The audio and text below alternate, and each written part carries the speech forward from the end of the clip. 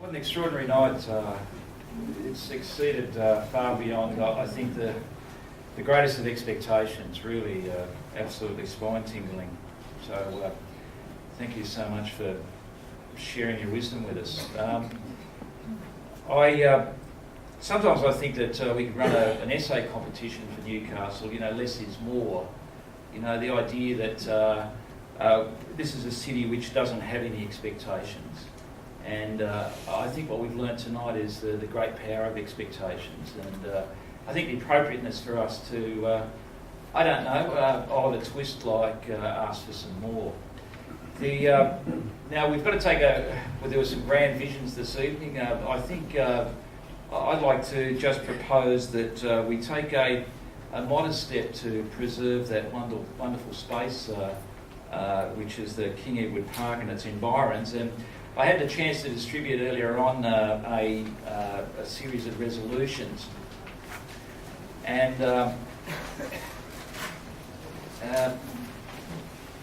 I'd be warned, there is a little bit of a Stalinist in me. I wouldn't like to see this necessarily turn into an evening in which we have a whole series of motions and people seconding motions and that sort of thing. I think I'd maybe just like to utilise is euphoria too strong a word?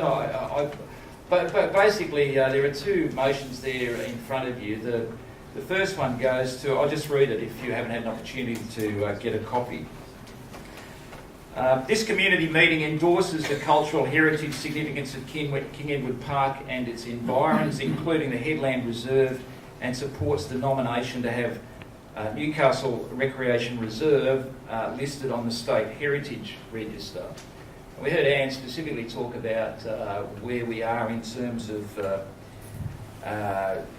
the absence of it being listed on that register. So that's one resolution we wanted to put to you. The second was that all necessary, and I sort of preempted this when I spoke earlier, that all necessary steps be taken to allow public access to the Headland Reserve while awaiting the outcome of the New South Wales Land and Environment Court decision. We've heard tonight, that is a people's, not only the latecomers, but the people's place who were here a long time before us. So not being able to access that with a iron curtain around it seems to me to be totally unacceptable. So I'm wondering if you could agree with my view that we maybe just seek to pass these resolutions by acclamation, if we could do that now.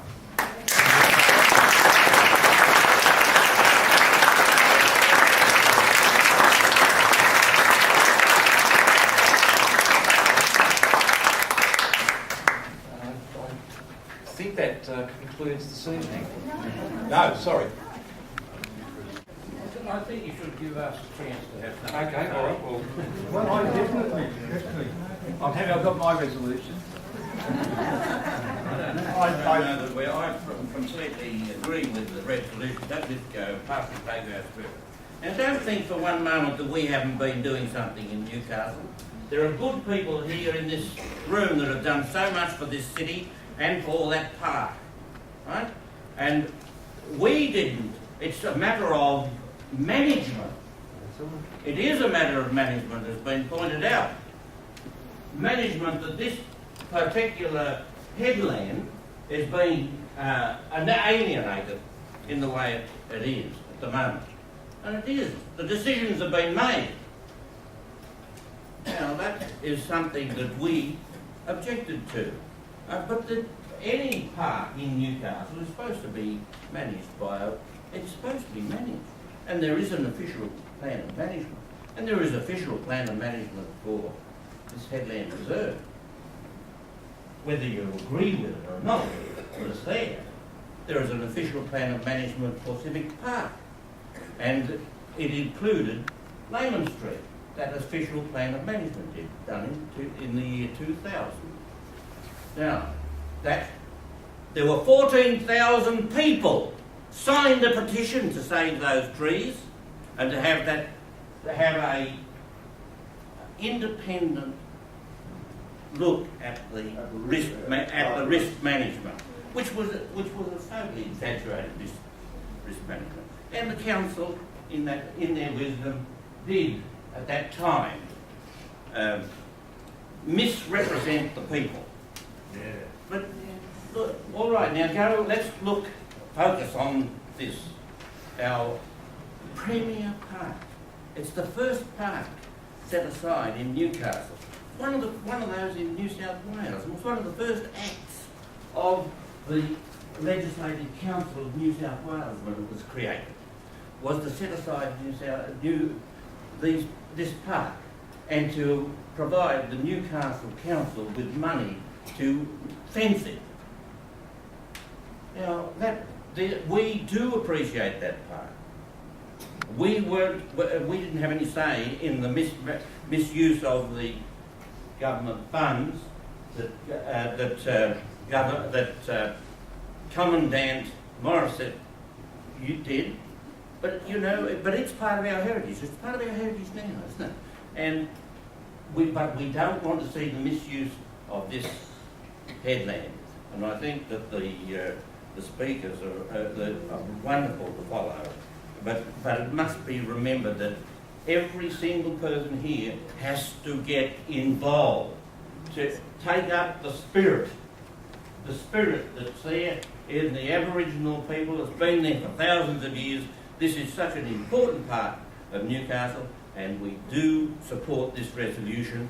And indeed, one would hope that even the presentation that was given here will be made available to the judge in the Land Environment Court when he's making his decision.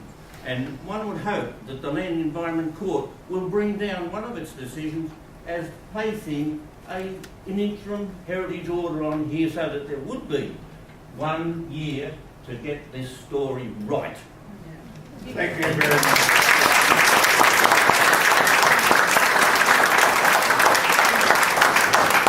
Thank you very much, Doug. And I do want to acknowledge what you and others have done already. I think a lot of us were coming here tonight learning for the first time the nature of the issue, and not many of us, or some of us, didn't know exactly what's happened. So thank you. Now, Doug, right, if anybody else would like to comment. I'm Tony Richards. I'd just like to make the comment that the last 3 days I've spent at the pre-polling booth in Denison Street, and I was standing beside one of the candidates, and you'd know that the Liberal Party is supporting Jeff McCloy, the developer, for mayor. And when I mentioned that I was coming here tonight to this meeting, the Liberal candidate I was standing beside said to me, King Edward Park, that's an area that has to be developed. I'm just mentioning that so that you know how some people feel about it. I see that there's a Greens candidate here, Michael Osborne. You know their feelings on that. I'm not going to tell people how they should or shouldn't vote, but I can tell you how horrified I was when somebody who, and I mean really pushing McCloy to everybody who's coming in to vote for the mayoral position, their attitude about King Edward Park left me floored. Thank you very much. Stand up, not because I want to be standing up. It's very comfortable in the electric. You might need to speak up there. There's an opportunity here. Like John, we went to school together. Jeff moved back. Peter and Rick are great mates. So this language is rolling through, and we get it from you folk. Thank you, and Margaret, and many other people who've been talking about the value of things, the value of place to us for many, many years. We listen as these young people who get older too. My point is very simple. We heard the Awabakal name for that place tonight mentioned twice. Now, I don't know whether that's the name that John out at Birrabahn or other Awabakal folk would like to use as a courtesy. What I do know is that whilst ever we call that place King Edward Park, we are only telling part of the story. And for young people, King Edward is you know. And for a young Italian, King Edward is, you know. So if we're going to understand the sense of place, we also have to know how to talk about it. There are 7 Newcastles in the world. Google Newcastle. So no wonder we're confused. We don't even know where we live. So there is a real opportunity at this meeting or a subsequent meeting with some Aboriginal folk of what we call interest here. There may well be some. I apologise if I don't recognise you from behind. And you know, there is an opportunity to say, regardless of what occurs in the Westminster Court, and regardless of what occurs in the planning processes and the zonation of land, which is artificial, of course, there is an opportunity for us to build on what has already occurred in this town around its goodwill and equality. We were the first town to sign a reconciliation agreement with an Aboriginal community in 1970 something. So there is an opportunity here to take a lead as a community on little steps. It has taken 15 years to get the dual name for Botany Bay in place. 2 years of bloodletting and fistfights and punch-ups and women spitting to each other within the Aboriginal communities who've been separated from their country around Botany Bay, and then 13 years to get a group of bureaucrats and a premier and the Geographic Names Board to accept a basic courtesy. So, Gamay, Guy Mea Lily, the meeting of the fresh and the salt water, which happened 10,000 years ago in Botany Bay or less. You know, Gamay Botany Bay is now the formal name of that artificial place, which is a national park. To get it to the next step, which is to have Botany Bay commonly referred to by some narrative or other coming from the courtesy that we, I think, owe Aboriginal people living today. That will take a long time. Can you imagine the Sydney Olympic Committee looking at me across the table when I suggested that one of the things we might do running into the Olympics and the torch relay was actually take the next step in healing our relationship to land by basically acknowledging the people and the name they call that place. Here you have an opportunity with a general sense of heritage, so let's talk about that in our own minds rather than prolong the conversation. What's the language you'd like our children to use in relation to that part of this town? Okay. And Great. why not put it in place? It doesn't actually involve the Geographic Names Board because we're not calling a hill or a street or anything that involves the Geographic Names Board. It's just a cultural process. And you saw on Rick's brass plaque at Middlehead, exactly that. A basic courtesy that says, next time I meet Bernie in the street, I'll be able to say, hi Bernie, not hi mate, because I can't remember his name. Thanks very much, Peter. My name's Keith Parsons. I've had a long interest in the park. It was one of my playgrounds when I was a schoolboy in the 50s. And late Joyce Bond and I were the co-authors of the National Estate District proposal back in the early 80s. I just wanted to make the point that this is not the only time that King Edward Park's been the subject of degradation. You only have to go back 8 years when the council was reclaiming the cliff face on South Newcastle Beach there to make it safe again. Someone in council got the bright idea that the Northern Gully, which was an important topographical part of that park, you could see how the gully went down and below the Garside Gardens and right to the edge of the cliff face. Someone got the bright idea that we could actually fill that in with the rubble from the cliff face restoration. And if they didn't fill it in with that, they could use building rubble from building sites around town. So that gully was effectively destroyed. I managed to get the State Heritage Office Director to come up and wrote a letter of rebuke to the council. They didn't demand that they reinstate it. But the council, I couldn't get any support from any more than 2 of the councillors. One of them thought it was a great idea, clever, pragmatic idea, I think that person described it as. It was actually gross vandalism. And if you drive back around there today, walk around because you can't drive anymore, you can see that it looks like a dog's breakfast. It's a disgrace, and I would hope that one time in the future we might revisit that idea, trying to get them to dig up that mess and reclaim that Northern Gully. The road around the gully, the current council senior engineer who wants to restore that as a vehicle road. And just as it was back in the 60s. Now, I can remember it being a speed track for young hoons back in the 60s when I remember some of my colleagues, my confreres at the time, using it as a drag race strip. It's now an important part of Bayless Way Reserve. It will cost $15 million to turn it back into a roadway and will mean pushing the cliff face back into Watt Street.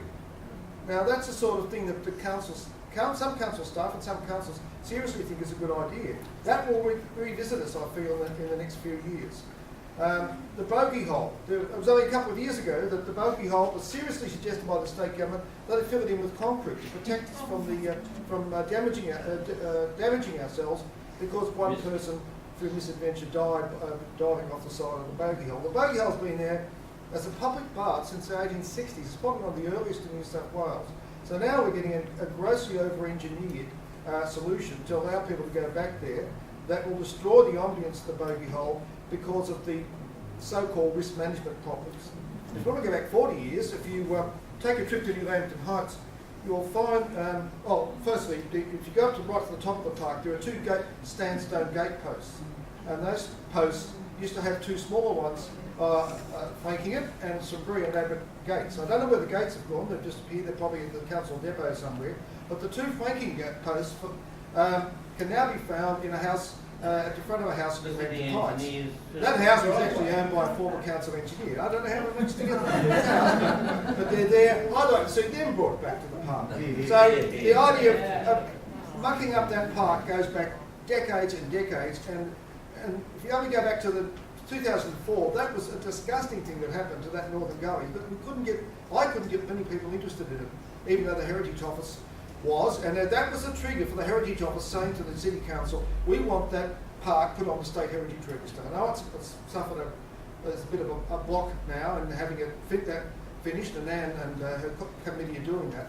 But the one thing that came out of it was that this Heritage Office realised that you couldn't allow council, you couldn't trust council to take proper management of its heritage assets. So there are many issues. Some of them will get revisited in the future when we do this one. Thanks very much.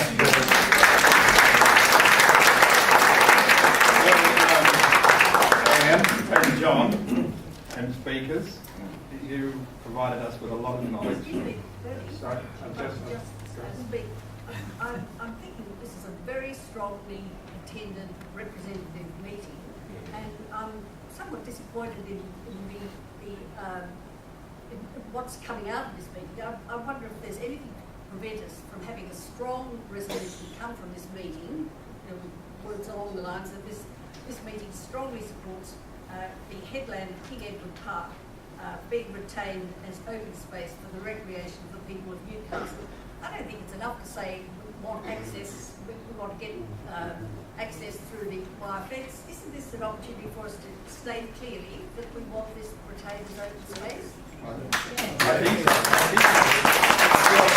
That means everybody here has got to really do something. You've got to write to the local member. You've got to make sure that you don't put in a developer as the Lord Mayor, etc., etc. You've got to really get going. It's you just can't leave it to a couple of people. Thank you. I'm just conscious of our time. In fact, so Bryce, would you like to? Yeah, just that old statement, the price of freedom is eternal vigilance, I think, Margaret.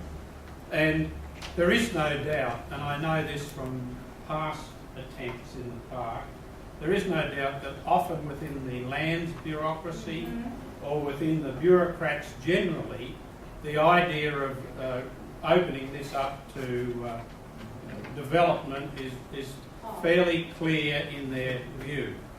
And I don't think there's anything wrong with what Margaret has said. Despite the two things that we're talking about, I stand here convicted, like everybody, of the ignorance of the changes that occurred both at the national and at the state level in terms of what I considered to be protections for that park. They've been swept away. We're building from the ground up. Now, unfortunately, with all the best intentions of the National Trust, by the time you build from the ground up, you'll have a building up there.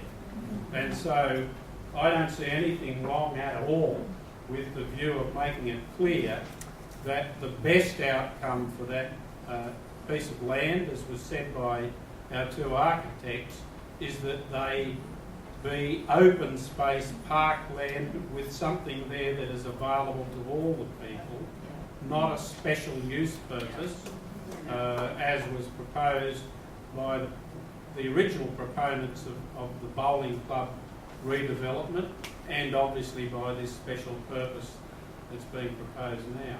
Thanks, John.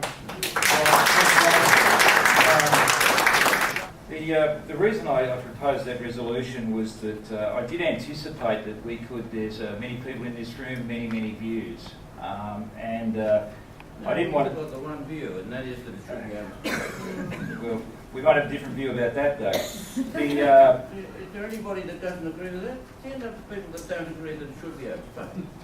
It's stand down space. Sorry, if I might just speak on behalf of Newcastle Helms, who's the mayoral candidate for Labor. She wasn't able to make today, she's at a forum.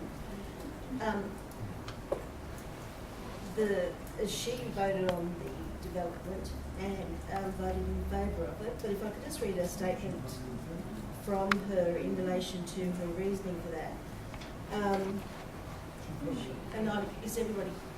Is that acceptable to everyone? Yeah, go on. Sorry, I didn't mean to. Well, if you could make it very quick, that would be great. It's a brief statement. Okay, She asked me to convey to the members of the King Edward Park community that Labor does support public parks and open space, and we defend parkland for the community. But she supports the concept of a cafe restaurant on the site. She wants the best public access, and the path around the proposed development site must remain. She's also disappointed that the council's been left again to deal with issues that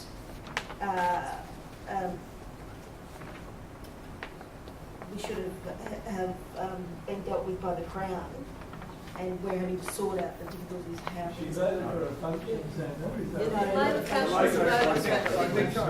This is getting right. Thank you. Yes. Can I just say, if we look at Watt Street here, I asked for the diagram coming up on this route here.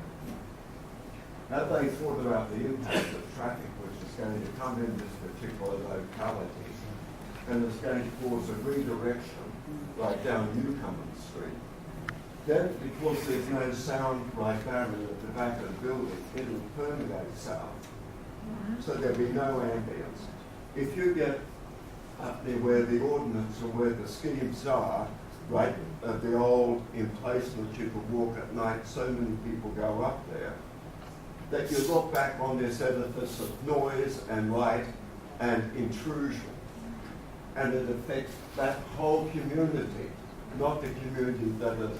The community, as was rightly pointed out, won't be local. It's small English. Thank you. Now, we wanted to bring this to a conclusion. Does this relate to the motions that have been... Yes, it does. I'm Teresa Will, and I'm a candidate for the Greens for the local council. And I just want to also set the record straight in terms of what the Greens think should happen to King Edward Park. My colleague Michael Osborne was the one Greens councillor and voted against the proposed development. We consider that area should be left without that type of overdevelopment. I agree with what Margaret Henry has said, that that land should be only landscaped.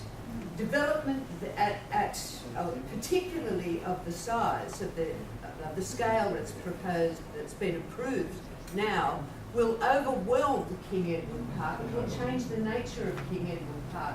It's way beyond what was there when it was the old bowling club that had some way of nestling into that headland. This is not, it has no reflection of that building that was there before.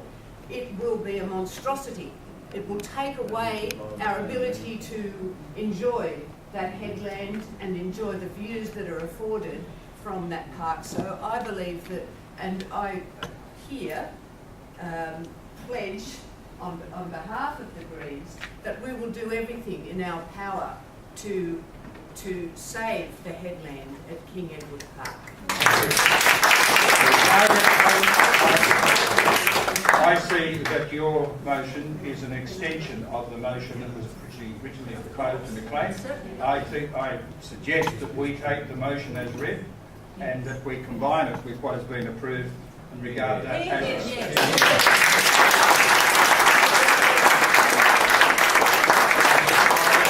I do want to bring it to a close because we promised we would finish at 8 o'clock, and I do want to take this opportunity to thank Anne and John for the work they've done in coordinating this and bringing us together. I want to thank our speakers, have been absolutely brilliant and incredibly passionate and informative and educational. So I want to thank those people who have been doing everything already and helping us learn. Thank you, Dave.